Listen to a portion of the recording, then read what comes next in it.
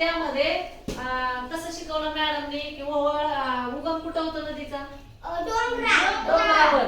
आणि पहिल्यांदा थोडं पाणी साचतं, त्याचा ओहळ तयार होतो आणि त्या ओहळाला काय होते? अनेक ओहळ येऊन त्याची मोठी नदी वरच्यावर ओहळ जुळतात आणि त्याला येऊन मिळतात आणि नदी वरच्यावर मोठी होत जाते. तर आता मनोलीनं कशाद्वारे समजावून सांगितलं सोप्या पद्धतीने? सांग. आता मग काय होतं? कशाद्वारे काय दाखवलं तिने झाडाचं? पाणी दाखवले. आता मी पण आणले पिंपळाचं झाड. सृष्टीला पिंपळाच्या झाडाचं पान घेऊन आले आपल्या ग्राउंड मधले.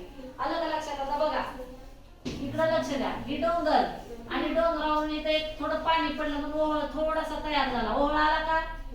आला इथपर्यंत. याला आता इकडून ओहळ मिळायला लागले. बघा छोटे छोटे ओहळ. हे बघा ह्या छोट्या छोट्या नद्या आल्या. ही छोटे ओहळ आणि या नद्या.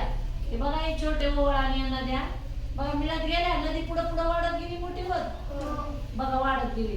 पण एवढंच झालंय की ही नदी आहे ती सरळ जाते आणि बाकीच्या आपल्या खऱ्या खऱ्या नद्या कशा असतात? कशा असतात? तशा जातात. त्याला काय अडसर आला की त्या अडसराला पाडत बसत नाही, त्याला वळून जातात. सरळ नाही हा पण ओढा असा जाऊन असा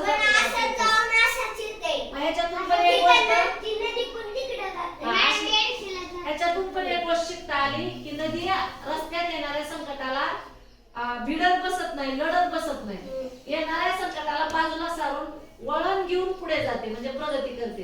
तिला पुढे जायचं असते लांब समुद्राला भेटायला, आहे की नाही? त्यामुळे अशी जाते. त्याची पानात मात्र अशी दिसते नदी. मला मध्ये एक दिवशी कुणीतरी पिंपळाचं पान दिलं होतं रे.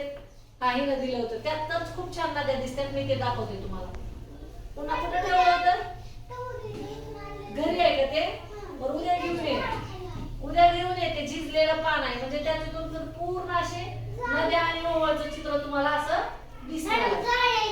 आता तुम्ही घरी गेल्यावर पिंपळाचं पान घ्यायचं, झाडाजवळ जायचं आणि बघायचं. सगळी पानं तोडत बसायचं नाही, फांद्या तोडायचे नाही. पण तुम्हाला लगेच कळलं. बघा हे पण पान तुम्ही जवळ घेऊन बघा, कुणाला बघायचंय ते.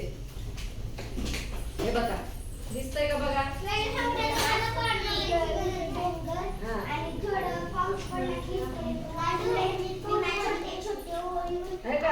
असे मिळतात ओहळ येऊन. बघितलं का? हे पान आता एक एक जण घेऊन बघा, एक एक जण घेऊन बघा. चालतंय? कळलं तुम्हाला मोठी कशी होत जाते नदी? बघितलं?